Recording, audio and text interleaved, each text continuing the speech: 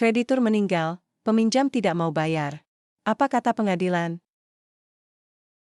Kasus hukum Singapura. Penggugat, Michael dan Benyamin.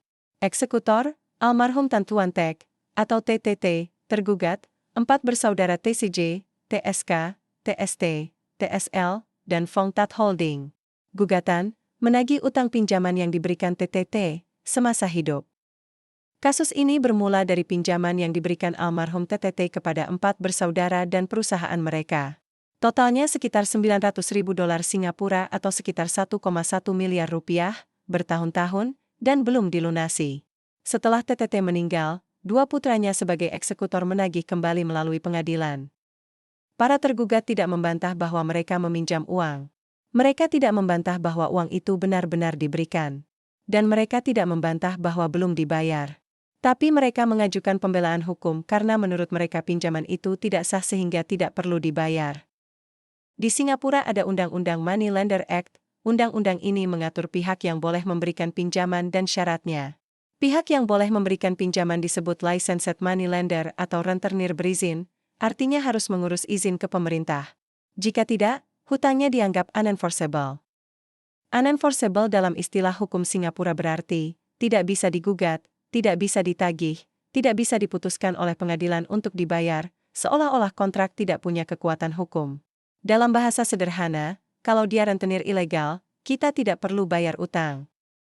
Keempat bersaudara ini juga mengatakan dalam percakapan telepon di sekitar April atau Juli 2020, salah satu dari mereka sempat berdiskusi dengan TTT.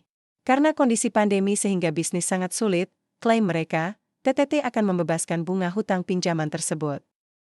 Merasa dirugikan, Michael dan Benyamin selaku anak dan sekaligus eksekutor waris dari TTT menggugat 4 bersaudara dan Phong Tat Holding yang dimiliki 4 bersaudara itu ke pengadilan. Apa pertimbangan dan putusan pengadilan? Ada 2 poin penting, money lender dan telepon soal bunga. Dalam Undang-Undang Singapura, suatu pihak dianggap rentenir berizin jika memberi pinjaman secara berulang, melakukannya sebagai kegiatan bisnis, dengan imbalan bunga atau keuntungan, kepada publik atau pihak-pihak yang bukan bagian dari lingkaran bisnis pribadinya. Tapi ada juga pengecualian. Suatu pihak dianggap exclude money lender atau tidak harus berlisensi rentenir jika meminjamkan hanya ke a. badan hukum atau korporasi, b. investor terakreditasi, atau accredited investor. Exclude artinya pinjaman tersebut tetap sah meskipun pemberi pinjamannya tidak berizin. Tergugat, TTT bukan rentenir berizin, maka pinjaman tidak sah dan tidak perlu dikembalikan.